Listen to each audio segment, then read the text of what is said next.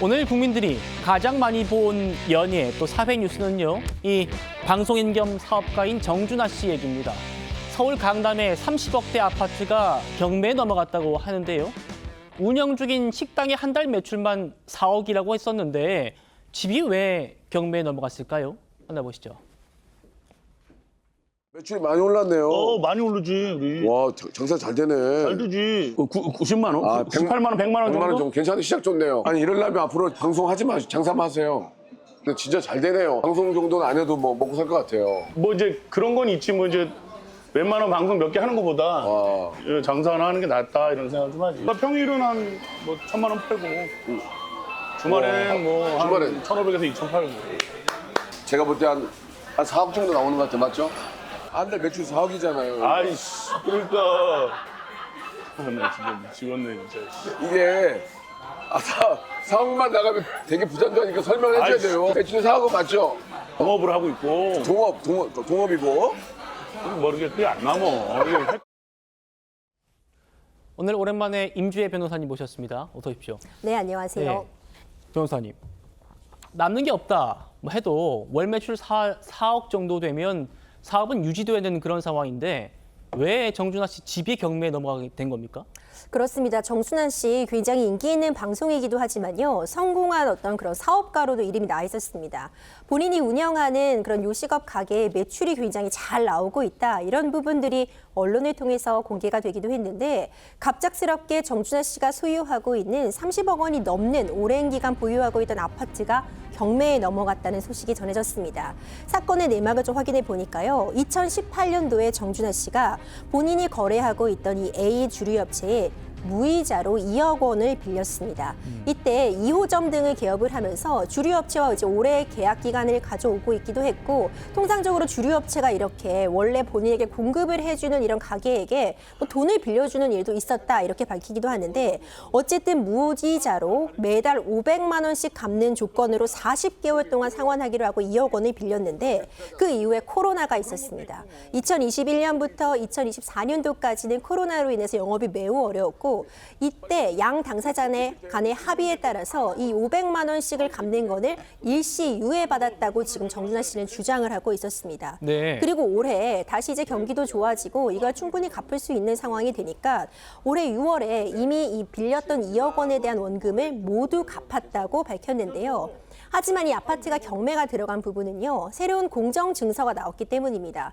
결국 이 돈을 빌린 부분에 대한 공증을 바라는 것이 있었는데 거기에는 지연이자로 연 24%를 지급하겠다. 그러니까 갚지 않을 때 연 24%의 추가적인 이자를 지급하겠다는 부분이 담겨 있었고 지금 한 2억 3천만 원가량 갚지 못한 부분이 있다고 이 주류업체 측은 주장하고 있는데 원금을 제외하고 이것이 지연 손해금이었다. 이렇게 지금 정준하 씨는 주장을 하고 있고요.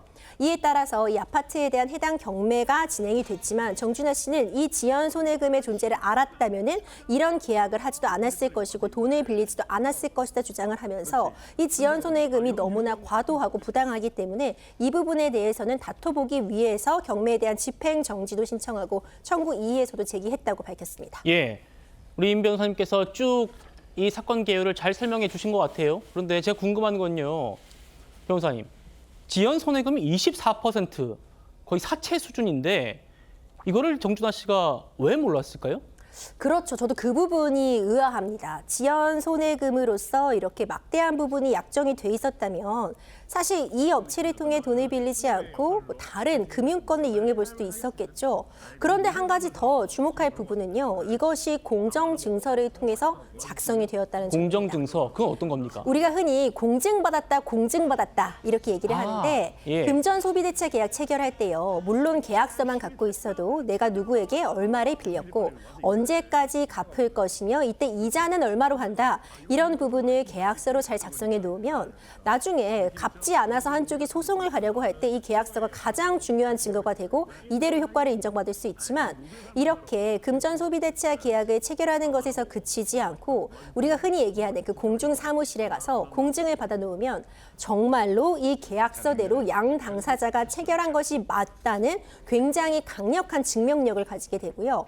심지어 공정증서가 있으면 판결을 받을 필요도 없이 그 공정증서 자체로 상대방에게 이 돈을 갚아라라는 강제 집행을 할 수도 있거든요. 그러니까 굉장히 효력이 강력한 문서인데 만약 이 공정증서에 이 연 24%의 지연 이자가 작성이 되어 있다면 사실 이 정준하 씨가 이 부분을 왜 몰랐을지 아마 제대로 잘 읽어보지 않고서 작성을 한 것인지 아니면 정준하 씨의 주장처럼 뭔가 오인이 있었다거나 뭐 오용이라던가 아니면 명의를 도용한 부분이 있는지 이 부분은 밝혀져야겠지만 사실상 이미 지연이자가 공정증서로 남아있다면 정준하 씨 입장에서는 판결을 통해서 이 지연손해금을 대폭 감액받는 방법을 좀 기다릴 수도 있을 것 같습니다. 예, 물론 이렇게 서류 내용을 제대로 확인하지 못한 정준하 씨의 뭐 좀 부주의랄까요? 그런 것도 있겠습니다만 연 24%로 지연 손해금을 책정한 거 이건 사채 수준이라는 상식적인 생각은 들고요. 변호사님, 그러면 지금 이 정준하 씨 측에서 강제 집행 정지 신청 이런 건 냈더라고요. 법원에서 어떻게 판단할 거로 전망하십니까? 그렇죠. 일단 집행은 당연히 정지되게 되죠. 이 경매에 대해서 일단 절차를 멈춰야 한다. 다퉈볼 부분이 있다. 이런 부분은 충분히 인정이 되기 때문에 당장 이 경매 절차는 정지되게 되고요.